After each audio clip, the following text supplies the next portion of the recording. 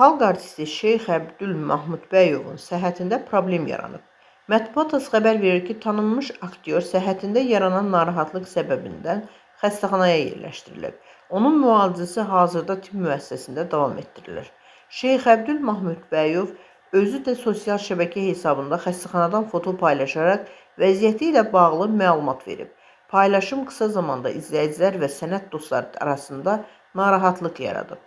Xalq artistinə çoxsaylı şəfa diləkləri ünvanlanıb.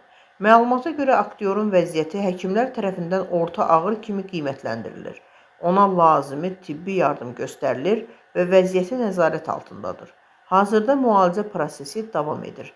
Qeyd edək ki, Şeyx Əbdül Mahmudbəyov Azərbaycan kino və teatr sənətinin tanınmış simalarından biridir.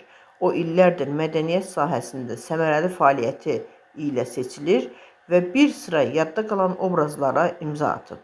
Sənətkarın səhhətində yaranan problem ictimaiyyət tərəfindən narahatlıqla qarşılanıb. Onun səhhəti ilə bağlı əlavə məlumat verildiyi təqdirdə ictimaiyyətə açıqlama olunacağı bildirilir.